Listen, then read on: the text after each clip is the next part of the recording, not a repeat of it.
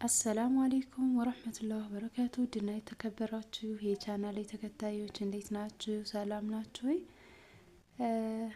ወደቼ ሼር፣ ላይክ፣ ሰብስክራይብ ያደረጋችሁ ለምታበረታቱን ከልብ እናመሰግናለን። ይሄ ያለሁበት ኮምቦልቻ መናፈሻ የምትባለው ሰፈር ናት ውዶቼ። እስኪ እዋት የባጃጅ ብዛት ማለት ነው። ባጃጅ እንግዲህ ይሄን ይመስላል። የእግር መንገድ ራሱ በጣም ቁጥርጥር የሚልበት ሰዓት አለ ማለት የእግር መንገድ ራሱ ለመተላለፍ የባጃጁ ብዛት ማለት ነው። ወጣቱ ላይ በነገራችን ላይ አንዳንዴ ስታስቡትም ለምን ይሄዳሉ ብላችሁ ለመፍረድም ትንሽ ይከብዳል። እንግዲህ እንደምታዩት በእርግጥ ያኔ ባለው ነገር አልሐምዱሊላህ ብሎ ባለው ነገር የሰው ልጅ በዛም መኖር ይችላል። አንዳንዴ ስታስቡት ደግሞ ትንሽ ይከብዳል። ግን ቢሆንም ያው እዛም ሄዶ መሞትን ከመሞት የሚድን ስለሌለ ከስንት አንድ ነው እንጂ ያው ወደ ስደት ማምራታቸውን እየመከርኩኝ ሳይሆን እንደውም አንድ ኮሜንት ላይ ሰደሽው ነው ራስሽ ምናምን የሚል ኮሜንት አንብቤ ያለሁኝ። መቼም ብቻ ያለውን ሄድ ብሎ ባሉን የሚሰድ ይኖር አይመስለኝም እኔ እንደራሴ ማለት ነው። ሰው ልጅ እንግዲህ የፈለገውን አስተያየት መስጠት መብቱ ነው። መናፈሻ የሚባለው ሰፈር ይሄን ይመስላል። በእግሬ እንግዲህ አመራሁኝ ወደ መናፈሻ። ይሄ ያያችሁት ቪዲዮ ቀደም ብሎ ያስገብቸው ነው። አሁን በእግራችን ወደ መናፈሻ እየሄድን ነው። የድሮ ምሪቱ ነው እንግዲህ ቆንጆ ቆንጆ ጽድት ያለ ቤት አለ። እንዲሁም ደግሞ ቦታ በነገራችን ላይ በዚህ አካባቢ ወደ ላይ አሁን ይሄ የምታዩት ልጅ በሚወርድበት ወደ ላይ 20 ሜትሩ ላይ ማለት ነው ቆንጆ ቦታ ነበርና 3.500,000 ነው የሚጠሩት። ቢያንስ እስከ 3.300,000 ምናምን ቢሸጥ በጣም ቆንጆ ነው። ያው የጊዜ ጉዳይ ነው እንጂ በነገራችን ላይ በዚህ ዋጋ ራሱ ህጋዊ ቦታ በዚህ ዋጋ የለም ማለት ነው። አብዛኛዎቻችሁ ያው በጣም ውድ ነው ምናምን ትላላችሁ። ቦታማ እንደውም ደህና ነው ትላላችሁ። ሌላ ስንት ነገር ስትገዙ ጭንቅላታችሁን በጣም ይነካችኋል ነገር አለም ሁሉ ያው በጣም ሀገራችን ላይ እየጨመረ ስለሆነ ማለት ነው። ብዙ ብር ይዛችሁ ትንሽ ነገር ነው የምትገዙት ማለት ነው። በጣም ከባድ ነው እና ቦታ እንዴት አይጨምርም ታዲያ? በዚህ አይነት ስታስቡ 300,000 3.2 ምናምን የሚባል ነገር በጣም እንትን ነው ማለት የሆነ እንትን የሆነ ነገር ነው። ትንሽ ነገር ነው የምትሉት እና በሌላው እይታ ስታዩት ማለት ነው እና ከባድ ነው።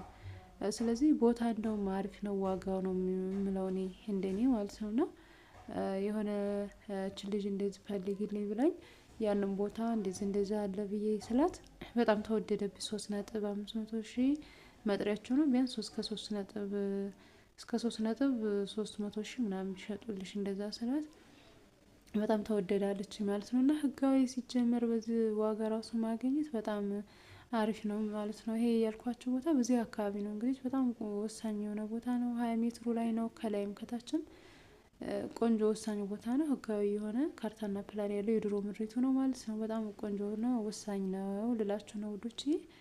እና ነገር አለሙ ሁላ ያው ኢትዮጵያ እንኳን መሬት አፈር ቀርሶ አይደለ በቃ ቤት ኪራይ ራሱ ተከራይታችሁ እንኳን ለመኖር በጣም ውድ ነው ማለት ነው። እና እያሳለኝ ነው ጉፋን ደግሞ መልሶ ሊይዘኝ ነው መሰለኝ። እና በጣም ውድ ነው የምላችሁ ውዶቼ። መናፈሻ የምትባለው ሰፈር ከዚህ ጀምሬ ነው ማሳያችሁ። እየሄድኩ ነው ወደ ሀይሌ ማለት ነው። ሀይሌ ሰፈር እየሄድኩ ነው። ከመናፈሻ ወደ ሀይሌ እየመጣሁኝ ነው ወደ በርበረ ወንዝ ማለት ነው። ቤቴ ሂጄ ከቤቴ ደግሞ ወደ ቤተሰብ ጋር እየመጣሁ ነው። በነገራችን ላይ ያው የእንትን ኮሽም አጥር ምናምን አልነበረ በፊት ያን ሁላ እያስነሷቸው ጊዜያዊ አጥር በቆርቆሮ እየታጠረ ይገኛል። የሁሉም አካባቢ ኮሽም ምናምን የነበረውን እያስነሷቸው ነው። ምክንያቱም በጣም ሌባ ከመብዛቱ በቃ ድሩዬ በጣም እንትን እያለም እድገትም ላይ ነው መሰለኝ ብቻ ያኔ እየቀረ ነው። በየቦታው ባጃጅ እየተያዘ ምናምን እየተቆመ ተብሎ ተማሪ ሁሉ ባለገ ምናምን ተብሎ ያንን አሁን በየቤቱ አካባቢ ያለውን የኮሽም አጥር እያጠፋ ነው መንግስት ያለው ማለት ነው ውዶቼ። እዩት ወደ ሀይሌ ነኝ እንግዲህ እንደምታዩት ማሻአላህ ባጃጅ አለ እኮ በባጃጅ አትታማም ኢትዮጵያ ማለት ነው። በነገራችን ላይ ዛሬ እንደውም ትንሽ ክፍተት አለ እንጂ በጣም የቦታ የመንገድ መጨናነቅ በባጃጅ በጣም እንትን አለ። በተለይ በገበያ ቀን ሲሆን ቢስሚላ ገበያ ድረስ ነው ባጃጅ የሚገባው ነው። በቃ ሰው መረማመጃ መተላለፊያ ነው ጭንቅንቅ ነው የሚለው። ይሄ አሁን ያለሁበት የምታዩት ደግሞ ማነው ጤና ጣቢያ ሰፈር ነው። ጤና ጣቢያ ነኝ ያለሁት ማለት ነው። እያለፍኩት ነው እንግዲህ በጣም ያምራል። በነገራችን ላይ ሀገራችን ላይ ያው ትንሽ የኑሮ ውድነትም ካለው አንፃር ለወንድ ልጅ ያው ትንሽ አንዳንድ ነገር እጅ በእጅ አይሆንም እንጂ ሀገራችን በጣም ይመቻል ላለው ማለት ነውና።